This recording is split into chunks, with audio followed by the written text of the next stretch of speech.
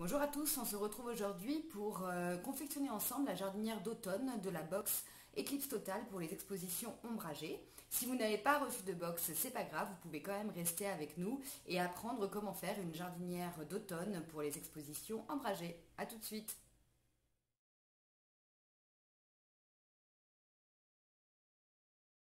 Alors pour la préparation, rien de plus simple. Là, on va travailler en intérieur, donc on a choisi de mettre un drap, un vieux drap sur notre table pour la protéger. Et on a sorti tout ce que vous avez dû recevoir dans votre box, c'est-à-dire les billes d'argile pour la couche de drainant au fond des pots, les écorces de pin maritime pour le paillage. Alors ici, ça va plutôt nous servir à protéger nos racines du froid. Je vous rappelle qu'en été, ça sert plutôt pour limiter l'évaporation de l'eau. Votre brique de terreau à réhydrater, qu'on va réhydrater ensemble tout à l'heure. Les 4 plantes qui composent cette box d'ombre et d'automne, ainsi que les petits manuels que vous retrouvez dans chacune de vos box qui vont vous expliquer comment faire et surtout vous donner pas mal de conseils d'entretien pour pouvoir faire durer le plus longtemps possible vos plantations.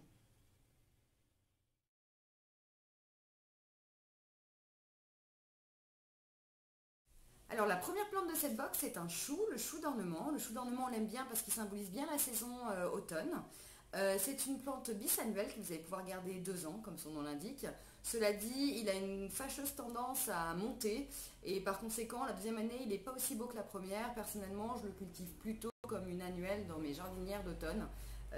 Voilà, c'est une plante mellifère qui attire les abeilles. Et une plante qui va résister à des températures allant jusqu'à moins 20 degrés. Il ne demande que très peu d'entretien. Il faut surtout laisser sécher le terreau en surface entre 2 arrosages. À cette saison automnale, le plus grand risque, ça va être les excès d'humidité. La deuxième plante de cette box, c'est le cyclamen. Alors le cyclamen, il est parfait pour amener une touche de couleur dans cette période automnale.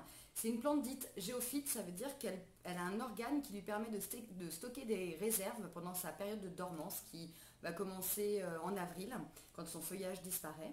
Le cyclamen fleurit régulièrement, il a des nouvelles pousses tout le temps, il vous suffira juste de couper ses fleurs fanées. C'est une plante vivace que vous pourrez garder d'année en année. C'est une plante qui demande un entretien modéré, elle n'aime pas avoir les pieds dans l'eau. Attention là aussi à ne pas laisser stagner de l'eau dans les secoupes. D'ailleurs, je conseillerais plutôt en cette période noter tous les secoupes et toutes les réserves d'eau de vos jardinières pour éviter justement les excès d'humidité et faire pourrir les racines. La troisième plante, c'est le Calocéphalus. Alors le Calocéphalus, il est originaire de Tasmanie. C'est un petit arbuste qu'on aime bien pour sa couleur argentée, qui va relever la couleur notamment du cyclamen dans cette composition. C'est une plante qui peut être cultivée en vivace si vous habitez le sud de la France, mais qui sera plutôt considérée comme une annuelle dans le nord. Elle ne résiste pas à des températures très négatives, tout va dépendre de la vigorosité de cet hiver.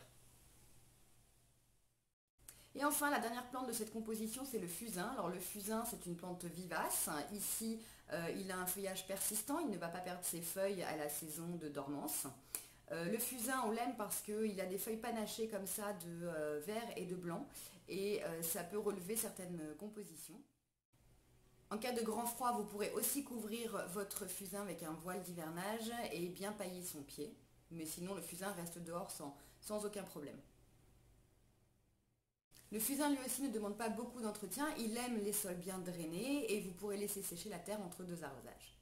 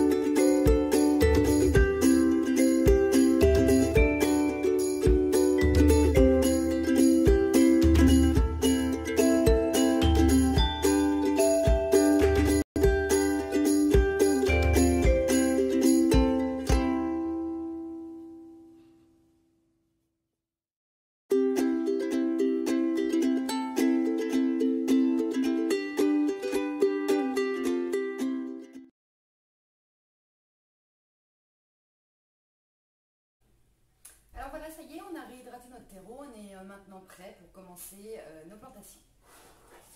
Alors, vous pouvez prendre une jardinière de 50 à 60 cm, mais vous pouvez également décider de planter vos plantes dans des pots individuels. Chacun fait ce qu'il veut. La première chose à faire, c'est de placer donc les billes d'argile au fond du pot pour drainer l'eau et éviter le pourrissement des racines, spécialement dans cette saison automnale. Puis, on va rajouter une fine couche de terreau.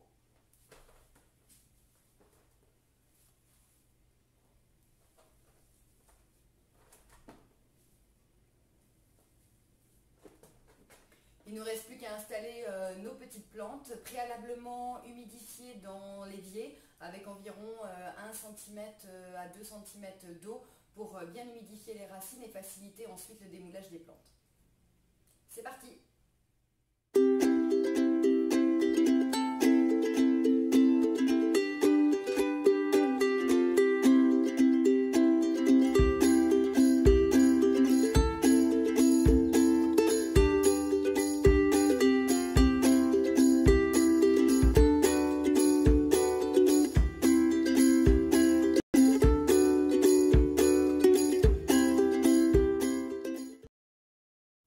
Voilà, une fois vos plantations positionnées, il ne vous reste plus qu'à rajouter les écorces de pin pour le paillage et d'arroser copieusement. Nos conseils d'entretien pour cette jardinière d'ombre, on va commencer avec le cyclamen. Alors les cyclamens, vous pourrez couper les tiges des fleurs fanées au fur et à mesure que celles-ci apparaissent. Vous verrez, il y a toujours de nouvelles fleurs qui vont apparaître. Le cyclamen, surtout n'arrosez ni ses fleurs ni ses feuilles, vous risquerez de le faire pourrir. Arrosez plutôt au niveau de la terre à côté. Vous pourrez, une fois la floraison terminée, couper ces tiges à ras et le laisser rentrer en dormance. Il refleurira à l'automne prochain. Au niveau du fusain, il n'y a pas grand chose à faire, il n'y a pas d'entretien particulier sur le fusain, ne serait-ce qu'un voile d'hivernage, là aussi si les températures descendent vraiment sous la barre des 5-6 degrés, 10 degrés. Mais le fusain, il demande peu d'entretien, à vous de voir si vous voulez le tailler ou pas pour lui donner une certaine forme, sachant que les tailles se font généralement plutôt à l'automne ou au printemps, et moi je recommande plutôt au printemps parce qu'une taille à l'automne dégarnira toujours un peu le pied des plantes et exposera forcément un peu plus le pied au gel une fois l'hiver venu. Au niveau du chou, alors le chou, pas d'entretien non plus. Le chou, on a dit qu'il pouvait descendre jusqu'à moins 20 degrés, donc pas de souci pour le chou, laissez-le vivre. La seule chose que risque de faire votre chou, c'est de monter, c'est un des défauts des choux. C'est pour ça qu'il faut bien l'enterrer, enterrez-le bien par rapport aux autres plantes dans votre jardinière, pour qu'il n'y ait pas cet effet levant. Et ensuite, pour le calocéphalus, là encore, pas grand-chose à faire. Le calocéphalus, vous pouvez aussi le tailler pour lui donner une forme voulue. Vous pourrez également le placer sous un voile d'hivernage en cas de température extrêmement négative. Dans le sud de la France, il va tenir d'une année sur l'autre. Dans le nord, tout va dépendre de la rigorosité de l'hiver que l'on va avoir. De façon générale, cette jardinière, vous ne l'arroserez que quand le terreau sera sec en surface. Veillez quand même à des arrosages réguliers mais peu abondants. Ces plantes-là n'aiment pas avoir les pieds dans l'eau.